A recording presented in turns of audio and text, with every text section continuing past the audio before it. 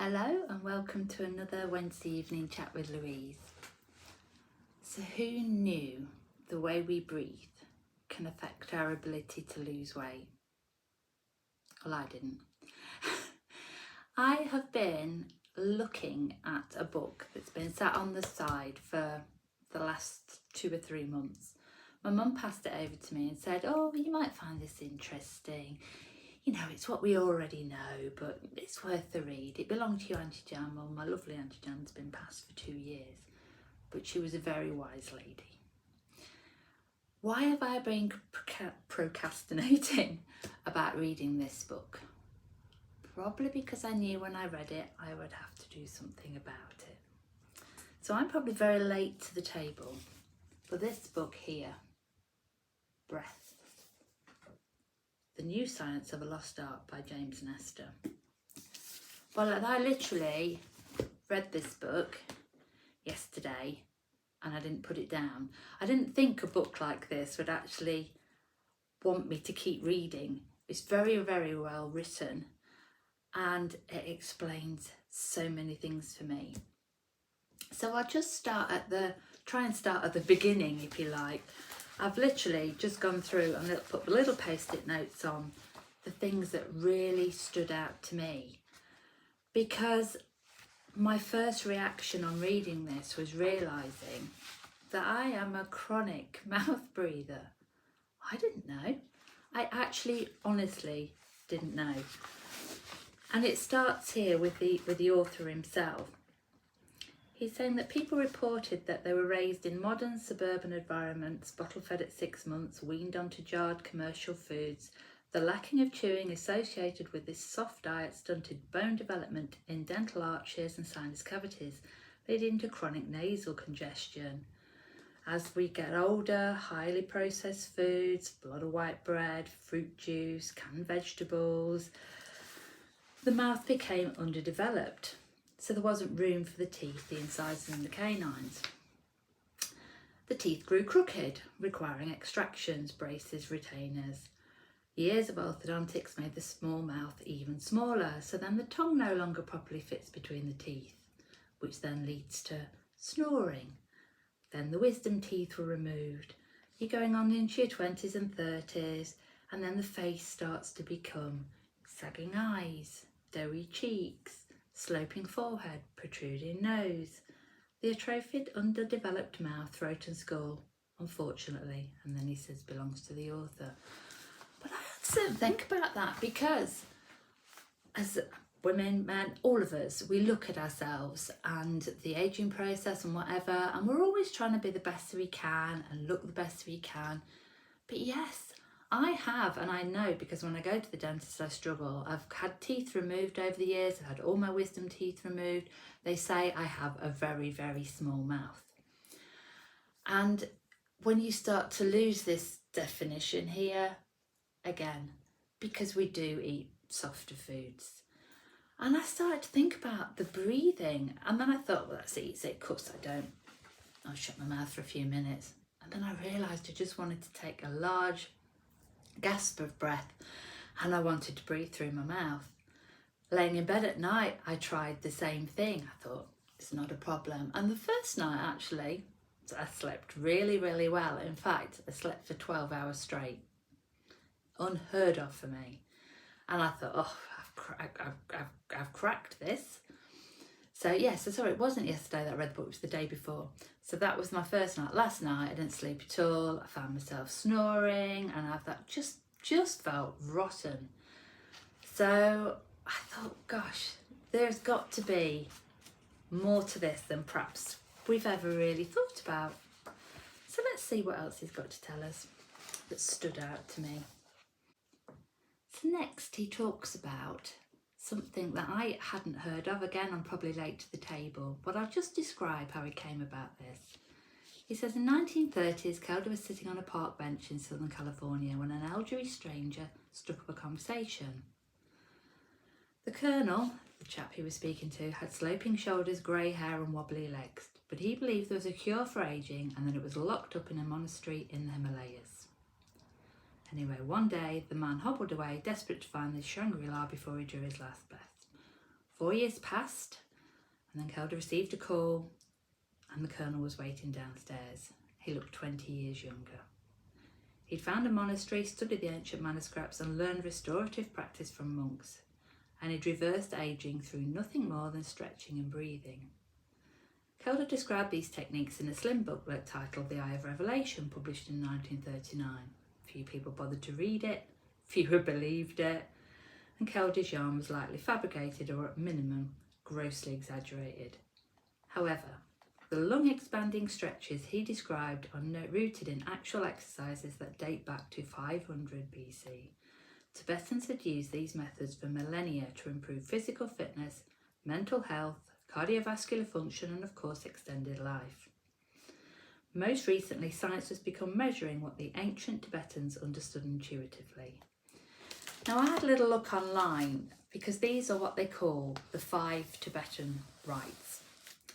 And I wanted to know what the benefit of them was, how different were they to yoga, and also I suppose I was looking for something that would fit into my daily life that's quick and easy. Well, quick, yes, easy, maybe not so much. I did find a really good description of them online on YouTube. I'll post the link because the girl that does it is brilliant. She explains the breathing, she explains them. They are 5 very simple movements that work the whole body and expand the lungs and help the breathing. So I thought, great, I'll do that. Tried that this morning. I am going to keep doing it. I will keep doing it, but I didn't find it easy. And they are such simple movements. So again, addressing the core and addressing lung capacity. So let's see what else we found. So now on to the bit that really interested me. How the way I breathe can affect whether or not I lose weight. Because I don't know about you, sometimes I feel that the older we get, the less food we need, and the joy of it can go out of it because you just get to the stage sometimes where you're worrying about how much you're eating, how much exercise you're getting, and it can become disappointing, if you like. I love food and I love it, but at this time of year it's quite hard to be active enough. So is breathing really stopping weight loss? So they talk in this book a lot about the fact that we overbreathe. We probably get too much oxygen into our bodies and we actually need the carbon dioxide. So it says here, there's nothing controversial about this process of respiration and the role of carbon dioxide in gas exchange. It's basic biochemistry. What's less acknowledged is the role carbon dioxide plays in weight loss. That carbon dioxide in every exhale has weight, and we exhale more weight than we inhale. And the way the body loses weight isn't through profusely sweating or burning it off. We lose weight through exhaled breath. So for every 10 pounds of fat lost in our bodies, 8.5 pounds of it comes out through the lungs. Most of it is carbon dioxide mixed with a bit of water vapour. The rest is sweated or urinated out. This is a fact that most doctors, nutritionists and other medical professionals have historically gotten wrong. The lungs are the weight regulating system of the body. Well, I had to read that 2 or 3 times because that was mind-blowing for me. So if I could look back at how my breathing functions to how the whole of my body metabolizes, if you like, then I really felt this was a bit of a breakthrough for me. So what else did I find? So now we're getting on to how breathing can affect the minerals, vitamins and things in our body. So it's been explained that overbreathing can have other deeper effects on the body beyond just lung function and constricted airways. When we breathe too much, we expel too much carbon dioxide and our body pH rises to become more alkaline. When we breathe slower and hold in more carbon dioxide, pH lowers and blood becomes more acidic. Almost all cellular functions in the body take place at a blood pH of 7.4, our sweet spot before alkaline and acid. When we stray from that, the body will do whatever it can to get us back there. The kidneys, for instance, will respond to overbreathing by buffering, a process in which an alkaline compound called bicarbonate is released into the urine. With less bicarbonate in the blood, the pH lowers back to normal even if we continue to huff and puff. It's as if nothing happened. The problem with buffering is that it's meant as a temporary fix, not a permanent solution. Weeks, months or years of overbreathing and this constant kidney renal buffering will deplete the body of essential minerals. This occurs because as bicarbonate leaves the body, it takes magnesium, phosphorus, potassium and more with it. Without healthy stores of these minerals, nothing works right. Nerves malfunction, smooth muscle spasm and cells can't efficiently create energy. Breathing becomes even more difficult, and this is one reason why asthmatics and other people with chronic respiratory problems are prescribed supplements like magnesium to stave off further attacks. Constant buffering also weakens the bones, which try to compensate by dissolving their mineral stores back into the bloodstream. So it's possible to overbreathe yourself into osteoporosis, an increased risk of bone fractures. Well, as a woman, we're told about osteoporosis as being one of the things as we age and with the problems we have through menopause and how the imbalance in our body. And again, could this be helped by our breathing? So we'll go on a little bit further.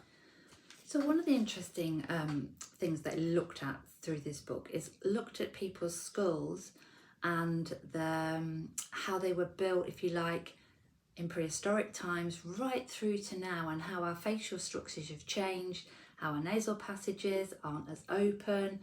And when we look at diet and the culture now, we overeat without a doubt. And the other thing is chewing. Because a lot of the diet is so much softer, we don't chew. So they believe that part of this, the atrophy in people's faces, is down to chewing. It says our ancient ancestors chewed for hours a day, every day, and because they chewed so much, their mouths, teeth, throats and faces grew to be wider and stronger and more pronounced. So food in industrial societies was so processed that it hardly required any chewing at all. And this goes on to say, so that's why so many of the skulls he'd examined had narrow faces and crooked teeth, where our ancestors didn't have crooked teeth. I have really crooked teeth. I have an overbite, I've had teeth removed. Nothing the dentists have done, and obviously they're working with us science, they know, but as you can tell I lisp sometimes as well. Again, could this be changed with breathing? We'll see. So again, the author went and had, it was like a brace, but it was different. So it was placed in his mouth to widen his teeth and his bone structure. And science believed that everything was predetermined at a very young age, and after a while then you can't increase bone density, you can't move things the same. And he found that this wasn't true and that could be changed. So it says that our noses and mouths are not predetermined at birth, childhood or even in adulthood. We can reverse the clock on much of the damage that's been done in the past few hundred years by force of will, with nothing more than proper posture, hard chewing, perhaps some mewing. Now mewing, I'm not going to go into that because it's a process of holding your tongue on the top of your mouth and the way you hold your mouth closed and breathe. It's been looked at a little bit as a pseudoscience, but again, there's lots of videos about it on YouTube, and it's definitely helped people to improve their jawline and improve their breathing and many other things. So I love this, that just with a few things, we can start to help not just our face, our teeth, our breathing, our sleep patterns, it's the whole balance of our bodies. So then the author goes on, a lot of you will have heard about Wim Hof. And now he really does a breathing technique that I think it's Tumo. It's just another of the ancient ones that's been around for years and years and years. And don't you find this in life, that when we're searching, we often have to go back, or we go through cycles. Holotropic breath work, the yoga, the prana in India, chi, the life force in China, all different words for the same thing. Wim Hof is, you know, a lot of people thought he was an absolute nutcase, but he's really just doing a lot of what the Tibetans, the Buddhists, there are so many practices out there, and yet in a modern busy life, we get lost. Another thing I found I do as well is I can actually not breathe for quite a while. You know, when you're sitting there and you check in Facebook or you look in emails and stuff like that, I actually hold my breath for a long time, and then afterwards I'm gasping for breath, and again all through the mouth. And I was starting to really look at how I feel physically, and what this could do for me, because obviously I know a lot of you are interested in yoga and probably already practice the, you know, the yogic breathing techniques. But really, if it could be as simple as getting up in the morning, doing the 5 Tibetan rites, the simple movements, and those you can build and work on, and I say the video link I'll put in the description, well worth a look at. But if all we've got to do is exhale longer, chewing gum, chew. And the best advice that I probably never listened to when I was at school was shut your mouth. And just sit there. And then every now and then, maybe look at some of the Wim Hof breathing techniques. Something, you know, but there's so much talked about the pineal gland, the nervous system and how it works. And sometimes we can get overwhelmed by all the different advice we have. But if it's that simple, just to exhale longer, chew, and keep your mouth shut. And yet that could help us sleep better, lose weight, keep the minerals in our bodies so our bones are stronger. By doing those few simple exercises in the morning, open ourselves up to a stronger, healthier body. Well, I'm in. So I'm going to come back with this. I'm going to do it for 3 months. I'm going to really work on breathing through my nose, doing the 5 Tibetan rites every morning, and I will report back in 3 months and let you know how I get on.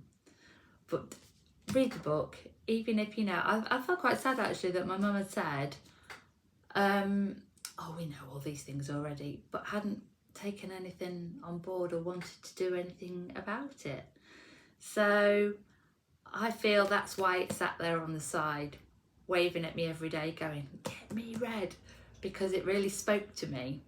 You probably think I'm a nutter. It may not speak to some of you, but if any of you find anything in there that really helps, I'd love to hear about it, or maybe other breathing techniques that you use, because I'm fascinated by it. So love to you all. Hope you're all well within this. We've had another rainy, horrible, wintry day today, so hope you're keeping warm, and I'll chat to you again next week. Bye.